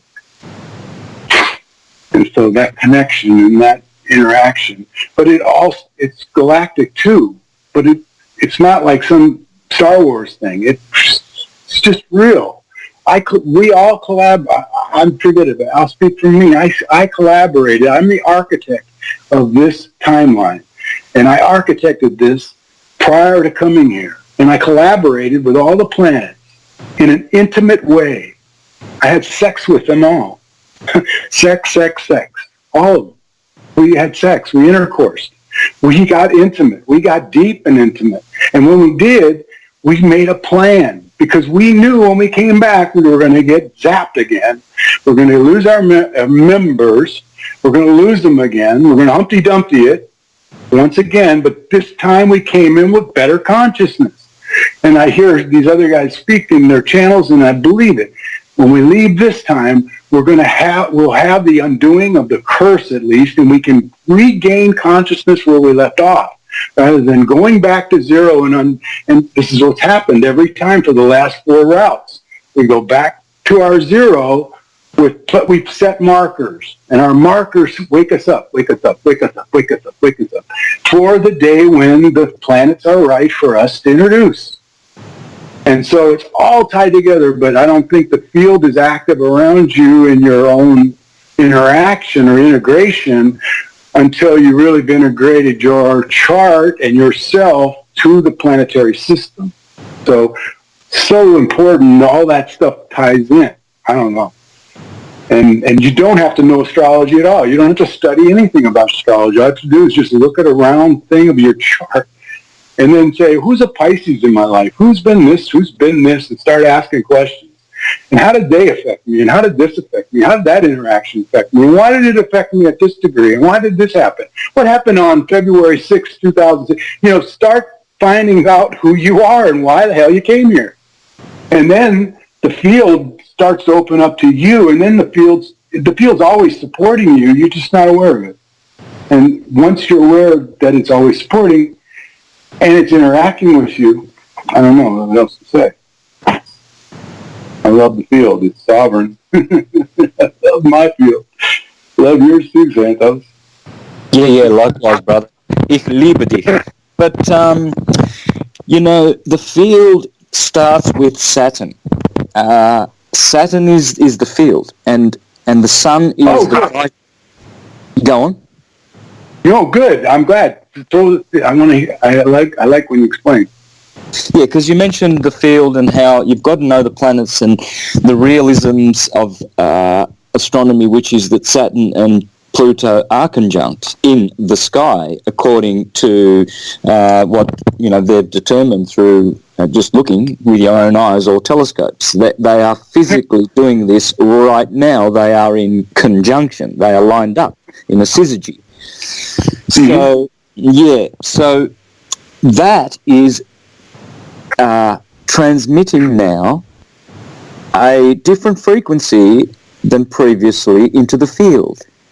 So what you were saying about knowing the field and knowing astrology and that they are the same thing, and knowing that Saturn, the seventh sphere, is the beginning of the field of electricity, the electrical world, because beyond that you have, according to the Ptolemaic geocentric true model of the universe, which was around for forever before Copernicus turned up 500 years ago. It was this model where Saturn was the seventh sphere, and above that was the eighth sphere, the Uranus, the heavens, which Uranus is the eighth planet, but it represents the firmament, what's called the firmament. And then beyond that is the ninth sphere, which is called the crystalline sea, the waters above in the Bible. And by the way, the firmament was created on the second day of creation in the Bible. And and beyond that was Neptune's, the water, by the way, Poseidon, the realm of Poseidon. The river Styx. Styx. Good slip there. Very appropriate. But beyond that is what they call the 10th sphere, the primum mobile, and that is Pluto, the 10th planet, right? In the order of the Ptolemaic model, right? The astrological model. Now, so for Pluto, the primum mobile, the first motion, to be conjunct Saturn, the beginning of the field, which is our theatre on the earth. Theatre is an anagram for earth. Thank you, Shakespeare. The world is a theatre. So what is going on is that Saturn is the electron, and the Sun is the pyroton. Pyro is fire. It's magnetic, and Saturn is electric. That's what's going on. And Saturn is the beginning of the wave field. That's how the wave is created, the wave world. Satan, the world of Satan. He is the god of the world. The world is everything that is matter, that is vibrating, that is electrical, that is transverse to the radiation wave, which is its other part. And the Sun is the Jesus. The Sun is actually Jesus, and Saturn is Satan. That's how it works in theology when you cross over into astrology, both syncretized fields. So what you have now is you've got Jesus, the Sun, who is the magnetic center of the universe. And the universe is a cell. We live in a spherical toroidal cell inside of it. So that's what they call the solar system, you see. And the ionosphere and the Kuiper belt and all these spheres and belts, like the asteroid belt, the Van Allen belt, the stratosphere, the thermosphere, they always call them spheres and belts, because this is correct. Because these fields, you could call them the primum mobile, these spheres, the crystalline sea, the firmament. The ionosphere is probably a firmament. So, or something even closer or what have you. But this is how the system, I would syncretize it if you follow the Ptolemaic model, which all astrologers should. And so this field is always interacting with the Earth theatre, and it's always Saturnian and Satanic, in other words. Lucifer is the sun, and so these are the two twins, day and night. The sun comes up in the morning at daytime, and Satan, the black one, the dark one, at night. So both of them are our deceivers, and both of them are our teachers, Lucifer and Satan. Lucifer, bringer of light, the Son, Jesus, as he says, I am the morning star, clearly in the Bible. And then in another scripture, in Isaiah, Satan says, I am the morning star. So take your pick, but this is how to explain it correctly when it's syncretism. Yeah, but if you look at Job, Job 38, it says, where were you when the two morning stars sang together? That's right. Satan and Lucifer, the light and the darkness. Yeah, and they sing together at the foundation of the earth. Exactly, because you cannot have white light without black light. You cannot have red shift without blue shift. They are always twins, immortally and eternally. Mm-hmm. And infinitely in time and space. Eternally in time, infinitely in space. So, what you have going here is you've got the war of the two gods, the twins, the day, Cain and Abel, red shift, blue shift, Adam and Eve, red shift, blue shift, Jacob and Esau, one is red, one is blue, Edom, Esau means red, as Adam does. So, this war is that Lucifer, the god of light, the morning star, he teaches you during the day, so he puts light on your path so your foot does not trip over on the obstacle or the stumbling block. But he also deceives you. So in one mode he is Lucifer, your teacher and guide, and in another mode he's your deceiver, Lucifer the deceiver, because he teaches you that the waveform is stable. The world of matter, it appears to be stable, and we believe in this illusion. That's why it's called the illusionary world, because it's not stable. It's temporal. It's not eternal. So it's not stable in space, and it's not eternal in time. So it's defective. And so Lucifer teaches you that with two eyes, you see, because the two eyes need Lucifer, the light bearer. Thank you, Plato. That said in Timaeus that the sun needs your sight needs another thing to be activated, whereas the hearing is direct. And so that's the god of night. You see, he is your teacher because he teaches you to go within now, and he teaches you that the world out there is not that real, but what's in you is the kingdom of God. But he is also your deceiver, because when you go out with your two limbs walking about outside in the darkness, you don't see the obstacle and you get hurt. So that's why Satan is your deceiver and your teacher, and Lucifer is your deceiver and your teacher. Nothing is either one or the other. Nothing is either good or evil. There's always the counterpart, you know. Mm-hmm.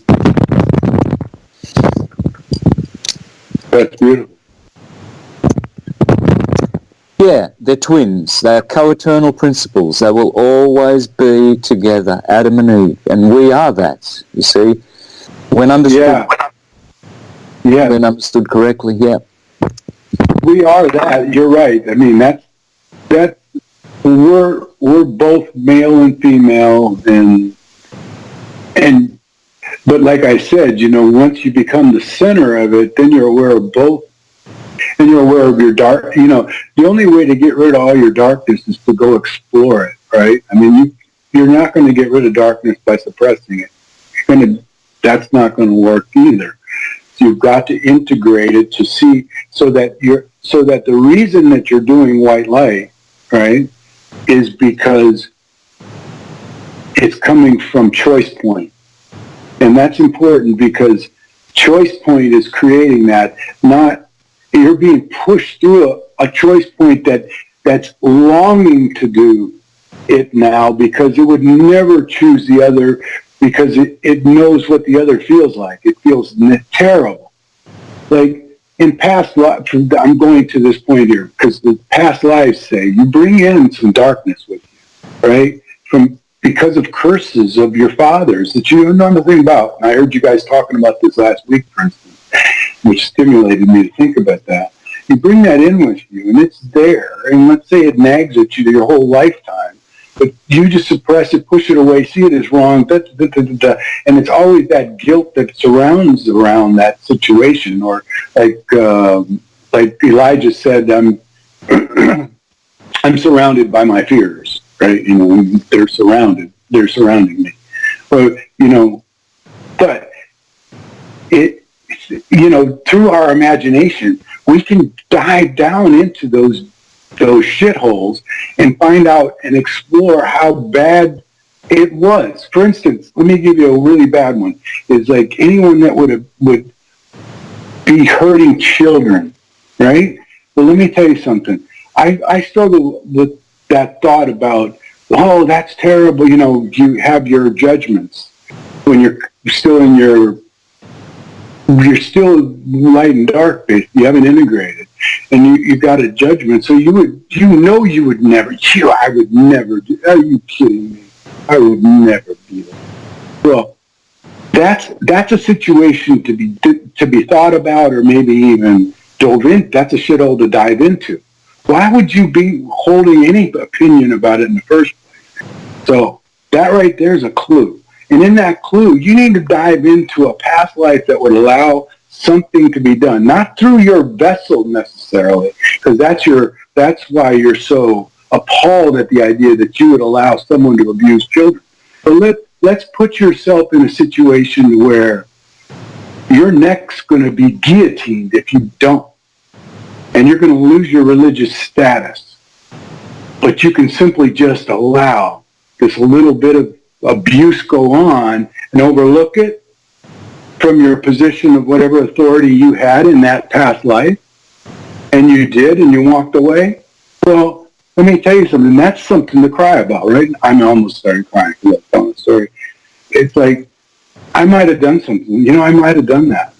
Oh, then it gets to the point where I probably did. Oh, and then, damn it, I did do that. And then all of a sudden, it doesn't matter that I did. I can clear that. I can transmute that. Oh, yeah, okay, well, now, then it starts to grow. Now I can start transmuting for everyone, right? Because I just explored a whole thing about my potential of evil. I hope I help someone. I don't know why I haven't done that road. Anyway. But I know that kind of thing, that kind of experience I just described will help you clear out your non-integrated darknesses that are still surrounding you as fear. So, not you necessarily, Santos, whoever, whatever. A person surrounded you. You're speaking universally in general.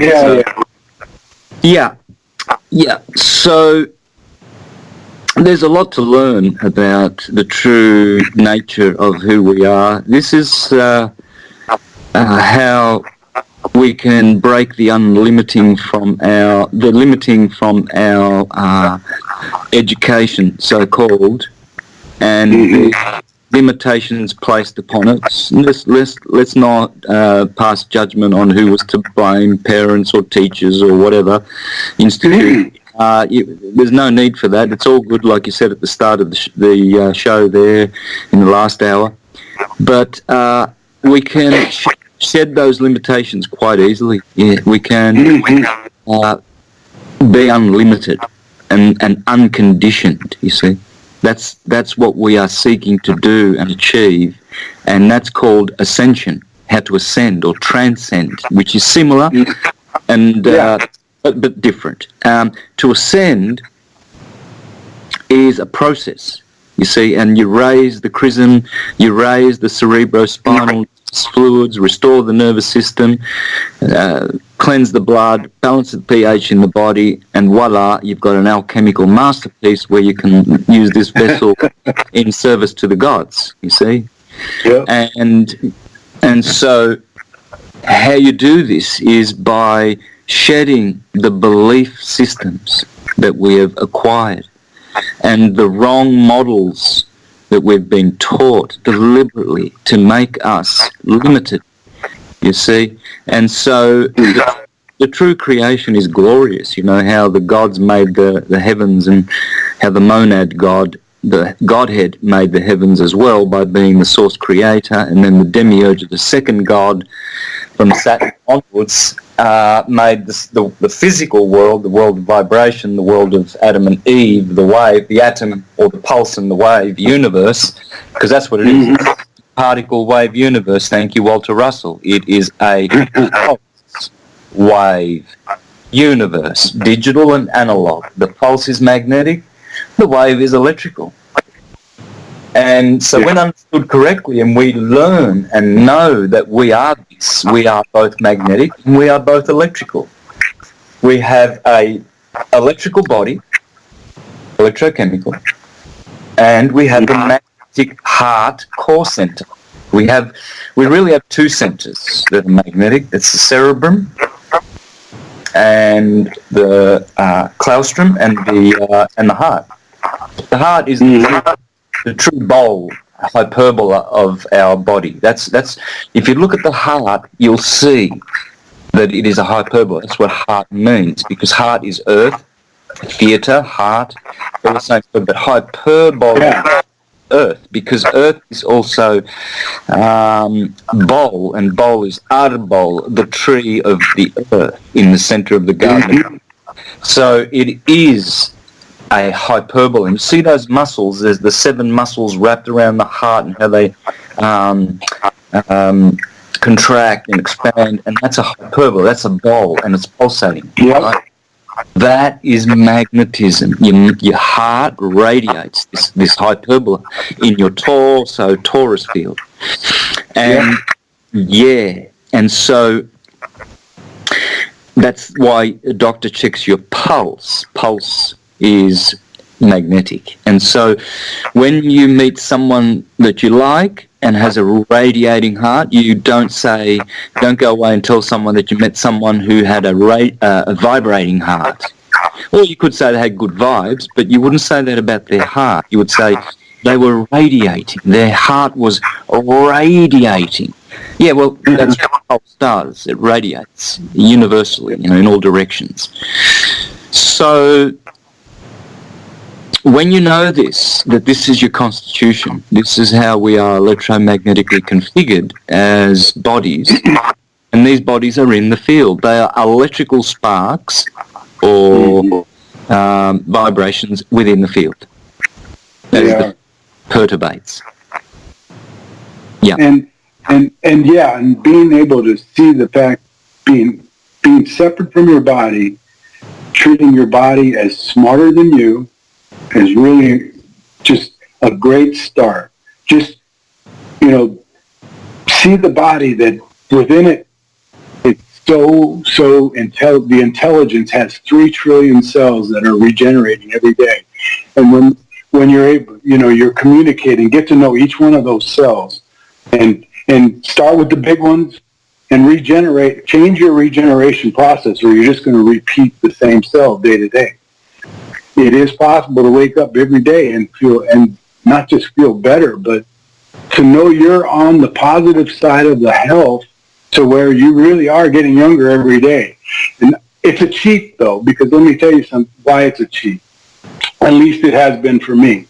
I did so much damage to the physical vessel throughout playing dozens of characters and getting lost in each one of them, looking for myself and getting lost in those characters. And I did tons and tons of damage to my vessel that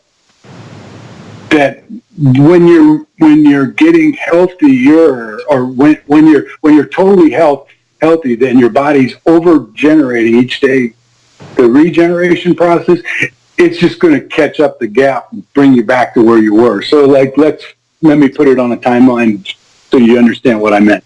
Let's say you're 50 and you look 60, right? Or something like that, okay? Because of the way you lived, okay? Well, you're going to get looking younger quicker once the chrism's running in your body. You're going to get younger quicker because you're going to repair all this 10 years of damage or something.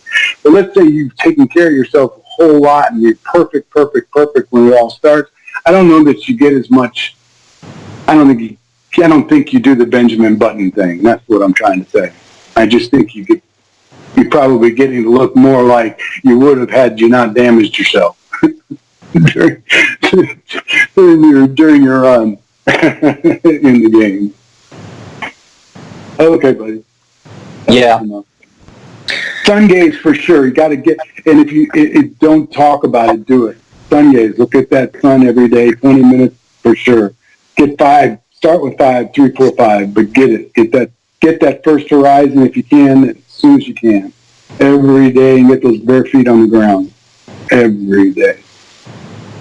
Yeah, gotcha.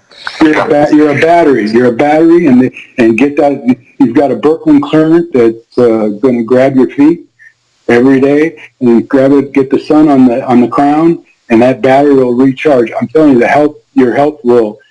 You'll make leaps and bounds, and lock those retinas on the sun for at least a minute. Let them burn for a minute, if it does, because you'll callous, and by the time you get to be a big boy or girl, you'll be able to look at the noon sun for as long as you're not.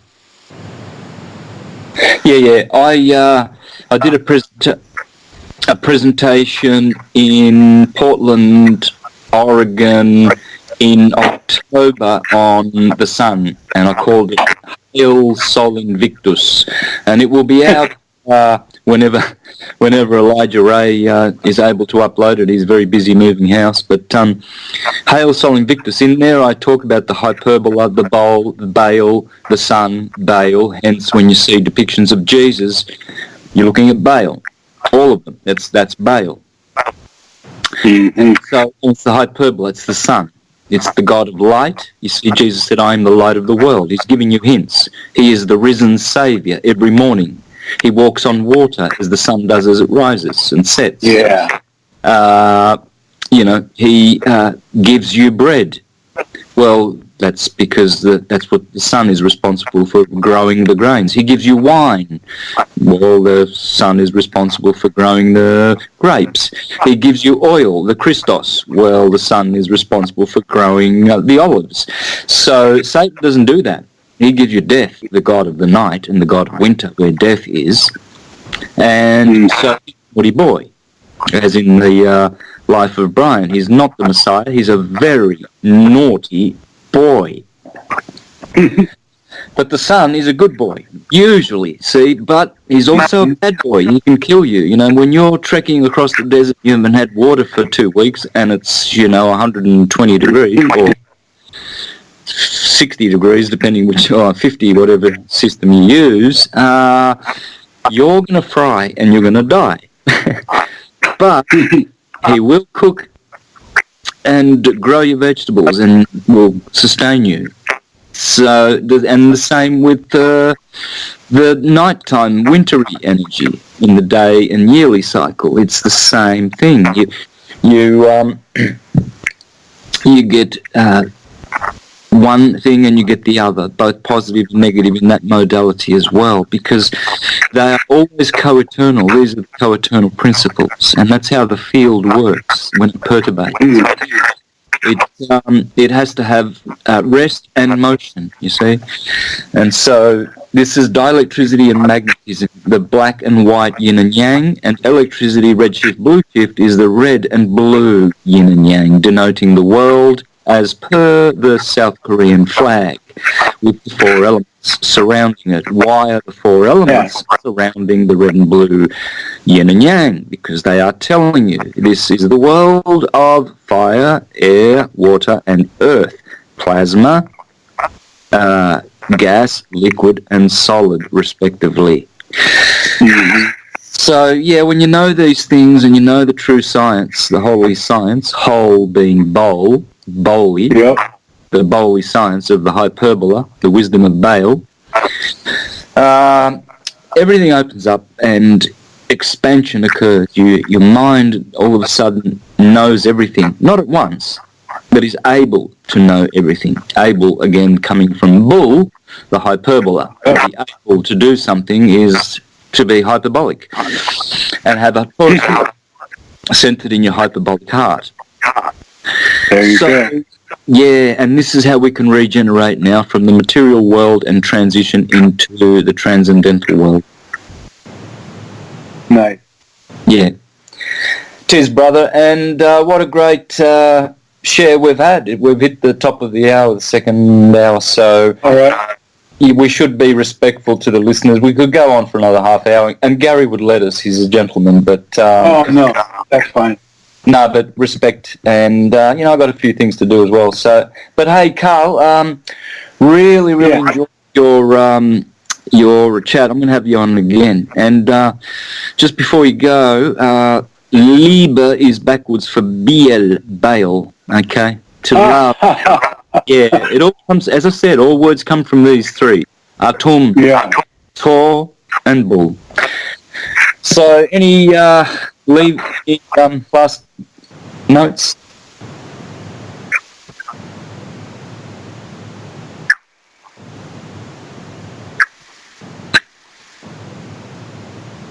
Oh, I think we really covered them all. I noticed that, but there's only one there dealing with the 9 dimensions. I see another one. What are your thoughts on reverse polarity, human and Earth? Oh, gee, I don't even think I know what that means. I wouldn't be brave enough to. Can you comment on that, Karl? Well, I made mention about the pole shift, but for me, that was more of a reference of like my balance in my head. My bowl turned upside down to where I realized I can picture what you just said, seeing the hyperbola, for me, just flipped around. Now, there's talk about on the planet and whether or not pole shifts on the planet, that I can't speak to either. So I listen. I keep an eye on it through my light city, but there's not to talk about. Oh, okay, so it's in reference to that. Well, yeah, polar shift. Well, this does happen. The Egyptians told us that every 12,000 years, the Jews say every 6,000 years, which is a creative day, the poles shift. Yeah, that's a plasma event that's coming. And by the way, plasma and polarity are both hyperbola words. So there you go. But the other guy there, it's Barbara again. Wow, she's good. Barbara Three Crow. There you go. Santos, can you discuss the 9 spiritual dimensions? Well, again, I don't think I'm sure which area of cosmology or even astrology you're referring to, because I would call this the 9 planets. That's what I would call them. They are spiritual dimensions. Yeah. Okay? They are in one octave here on the material plane, and they are also on another octave, which is what you're probably referring to on the high plane, and they are transcendental spiritual dimensions. Yes, there are many of these dimensions. I don't know the system of 9. I know the system of 12. I know the system. Me too. Yeah, I know many others. I know that. I know there's a channel that speaks about the 9 or something out there. I think her name's Magenta Pixie or something, but I don't know the 9 either. Yeah, this will be a valid system, but they're all interrelated, and they're all aspected to each other. And really, some people hold some traditions more reliably and accurately. Same in astrology. There's things that the siderealists have conserved over the millennia, which we in the West in tropical astrology haven't. So we can interchange.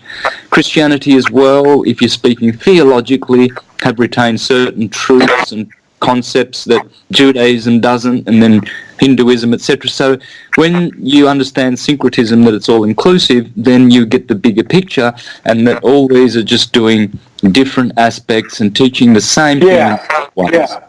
And I mentioned in this too about a 12D city and all that kind of. That's for my talking point too. I don't want it to. There's no dogma that I said at all. Please. Yeah, for sure. Neither with me. But then again, dog is backwards for God, Godma. So if you're speaking theology, which I love and is probably my favourite of all fields of science, sometimes, equal with astrology and that, but theology, then dog, Godma, is, they are the precepts of, or the tenets of, the maxims, the ways, the modalities of the universe, and it's all in order, you know.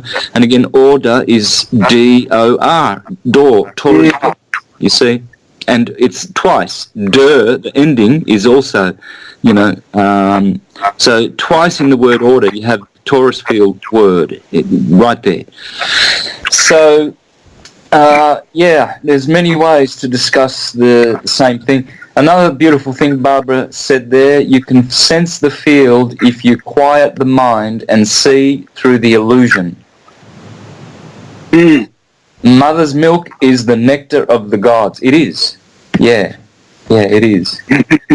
So, oh, that's beautiful. Well, I'll leave you with a thought, guys, that gods are mortal men and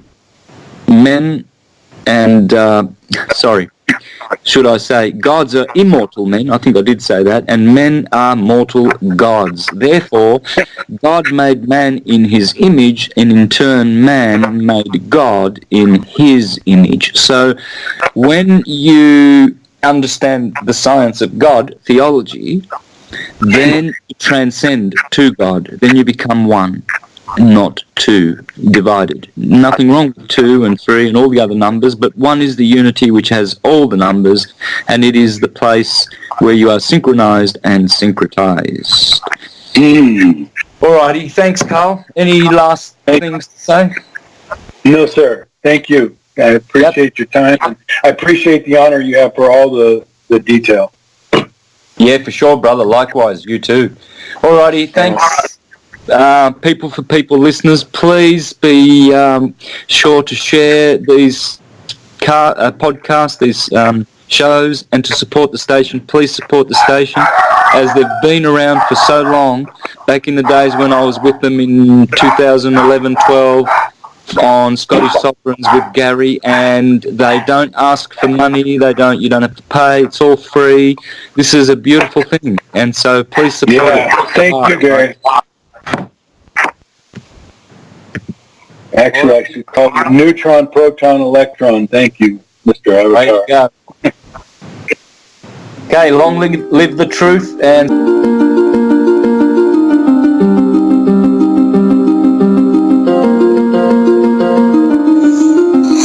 Hello, folks. This is Jordan Maxwell. It's a pleasure, again, to be able to talk with you. And I've been trying to wake people up to the facts of life that's going on the earth today. And this is what I'm known for. This is what I love doing, is trying to teach people and educate them. I have a piece of knowledge that you need to know about. There is a radio operation going on called People for People Radio, and I am delighted that I have been able to be on the People for People Radio, and I want to invite all of you to go to People for People Radio. Go on the web and find it and follow all the programs on People to People Radio. Fascinating stuff, I tell you.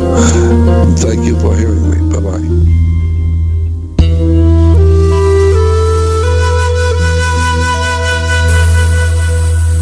Hi, this is Yolene Lee from Nourishing Peace show on People for People Radio. I've been out on winter break, and I'm really excited to announce that I'll be back for my show on Sunday, January 26th. That's at noon Pacific Time, 3 p.m. Eastern Time, and 8 p.m. UK Time. My passion in this show is traditional foods, Chinese medicine, and simple, healthy living skills. Food is how we physically and spiritually nourish ourselves. And so we're going to be back just in time for the Chinese New Year's, and we're going to be talking about the Year of the Rat and some really interesting things about becoming healthy and whole in this upcoming New Year.